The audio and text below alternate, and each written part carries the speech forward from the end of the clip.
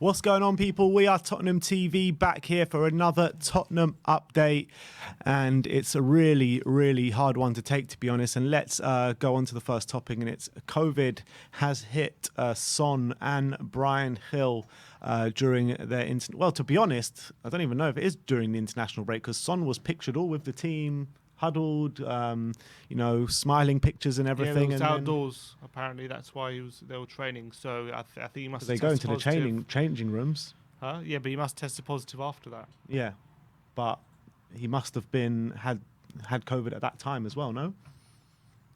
Yeah, but he must test positive after. Yeah, but I'm saying at that time, surely he could have given it to someone else in the squad. Maybe. I mean, when he's that close to you. That's what I'm saying. When he's outside.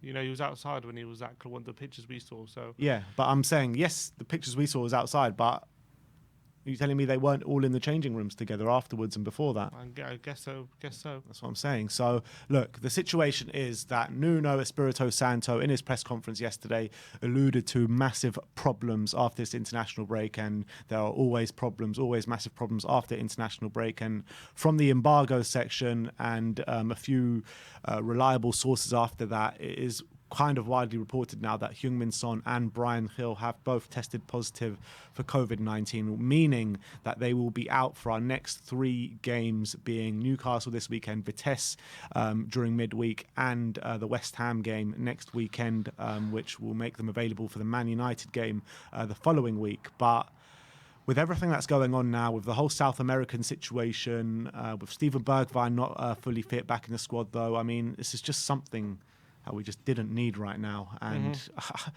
it just makes me so not confident for the game this weekend.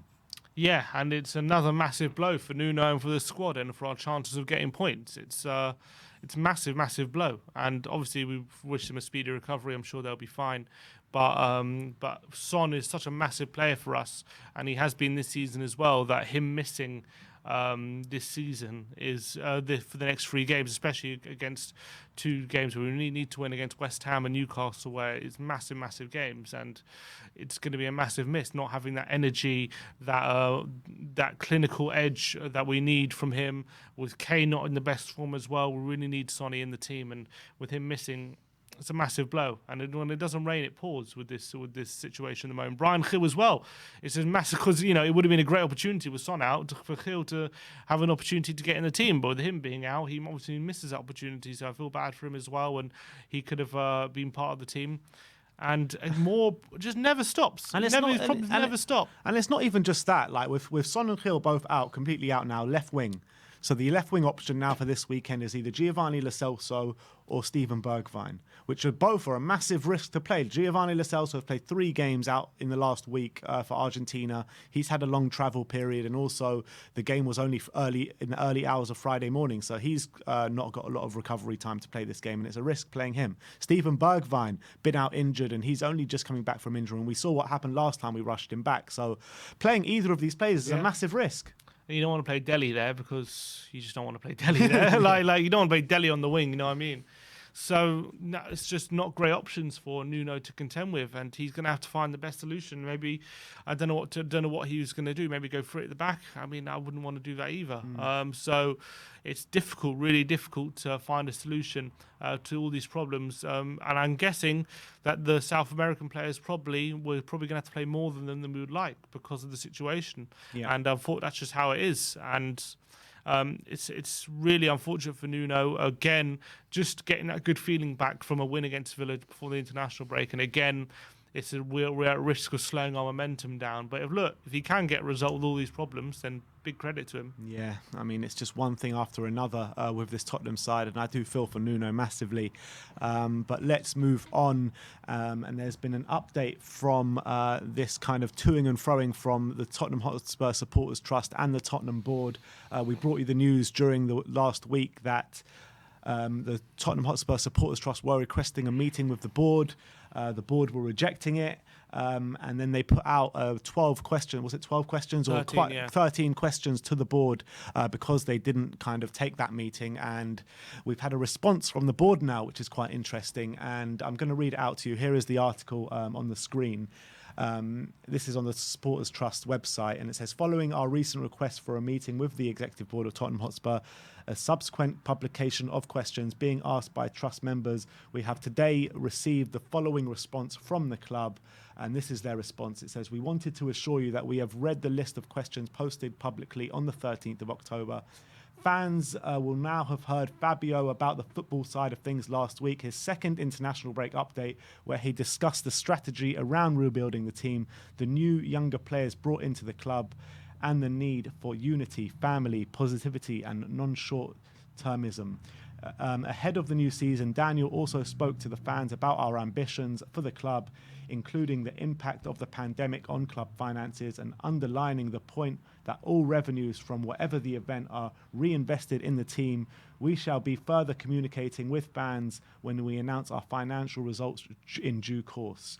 We have thankfully emerged from the pandemic with the club financially stable and sustainable. Remarkably, this will in fact be our first full season in our new stadium with fans. We need to recognise the journey we are on and its interruption to both the rebuild, both on and off the pitch. We have said before, this board has always been ambitious for the club and our supporters. We have also always been committed to communication. Always been committed to communication with our fan groups and supporters clubs as yourselves. Proud Lily Whites and Spurs ability will hopefully attest. We recognise a relationship we all value is currently strained, and we hope that we can emerge from these tough times to work together more successfully. This means continuing to communicate and work closely across many areas of the club. You met with us on ticketing, catering and safeguarding. You join our monthly business and community liaison group meetings, and we sit alongside each other on safety advisory group meetings in respect of matches. And we continue to co-promote and support the Tottenham local food bank. We also remain committed to working together to ensure the best possible outcome for the club, and its supporters once the recommendations of a fan-led review into football governance are published. In the interest of transparency, please feel free to share this publicly. THFC board. And then the Tottenham Hotspur Supporters Trust says we'll be speaking with members of the club's board next week, where we hope to build on the contents of this message. That last paragraph, kind of not the penultimate paragraph, where it says you meet with us on ticketing, catering, safeguarding, and you join our monthly business and community liaison groups. So that kind of smacks me like, stay in your lane. Yeah, kind of. That's exactly what I got. That's kind of what they're saying. Like, look, stick to what you're good at. Don't come with us with strategy and what footballing matters. Like, your supporters trust, you're supposed to be dealing with these other things, not questioning us on, not giving us these hard questions on what's actually going on on the footballing side. So if we should play 4-4-2, 4-2-3-1, or 4-3-3. Exactly. When it comes to when they say, Paratici's given interviews and Levy's given an interview, first of all, Levy's interview was just a bunch of platitudes which didn't really say much, and then he said in his interview all about the DNA, and then he pretty much went back on it immediately. So I don't know whether to believe what his interview said or what it means. In terms of Paratici's updates, they're fine. Like, I don't mind them, but he doesn't really go in depth into anything. He just kind of speaks in generalities about how he likes things. And that's the thing with Tottenham. There's never communication. We've always been so secretive. They've always lacked a lot of real proper communication, the Tottenham Hotspur board. And they're never real with the fans. They always, tried to speak very corporate. Like, after the Super League, that statement they put out was so sanitized and was so no heart in it. It was just like some corporate message lying to us, basically saying we didn't know what you were signed up for, that kind of stuff. So when they talk about communication, it goes both ways, how I feel. And so they obviously didn't want to address each question individually. They, again, speak in generalities, as they always do. So nothing new there. Yeah, so I mean, in terms of this response from the board, it's nothing you don't expect from them, is it?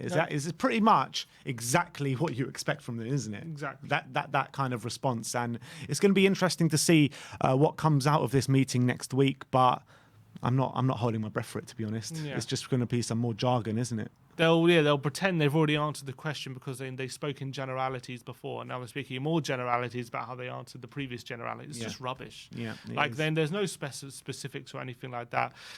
Obviously, they all. I feel like all clubs, when they go, oh, we don't want short-termism, which is like, obviously you don't want to be reactionary, which I do think the Trust probably were when they demanded a meeting after some bad form, which I do agree with. But I always feel like when we need to stick together, we can't go to short-termism, is always a get out of jail free card for teams who like aren't doing well kind of thing, and like always like talking about a project and all this kind of stuff. Like I know, but it's true. And like when you've been rebuilding since 2012 or whatever it is, or even before that, we've been rebuilding. Like it's a non-stop rebuild. And when the rebuild fails at the last hurdle, it's another rebuild. It's another rebuild. So it's like it's literally non-stop rebuilding at Tottenham, and it's like it's always about the long-term view, and it's never about the short-term view. Even when like a rebuild is in like 3 years in or something. And it just it's crazy. We all know that because Conte's win now policy was a problem with the club. We know that. So they don't want to win now, and we'll probably win never. Yeah. But I want to know you guys' thoughts on that response from the Tottenham Hotspur board in the comments section below, and we'll be keeping you updated on that as soon as more news comes out on it. And the last thing I want to talk about today is The Athletic have done a Tottenham fan poll after this Newcastle takeover, and there's been some interesting results here.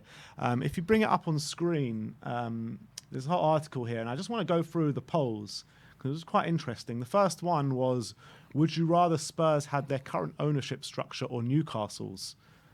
And 79.7% voted for the current structure as opposed to Newcastle's, which was interesting. What did you make out of that? It's probably from a moral standpoint, I'm assuming, because there's a lot of ethical issues when it comes to the Newcastle owners and the Saudi ownership, which comes from the state, and there's a lot of ethical issues when it comes to the Saudi state. So I'm guessing that's what they're looking at. And I think, obviously, when it comes to Levy and the ENIC, some people think it's better the devil you know than the devil you don't. And if you sell your soul for 320 billion or whatever to like a Saudi investment group, obviously from a sporting wise you could benefit, but there's implications and there's consequences to that obviously you can't see beforehand. But that's what maybe Spurs fans who voted in this poll, I didn't vote in it, but what they're alluding to what kind of what you're signing up for when you agree when you get taken over by these kind of people. So that's maybe what the poll is suggesting. What would I vote? I mean, I don't know too much about these Newcastle owners. Obviously if it is the Saudi state and all the problems that causes, then maybe it is the devil you know than the devil you don't. But it's difficult to say. It is very difficult to say, but there's a few more polls that I want to get through.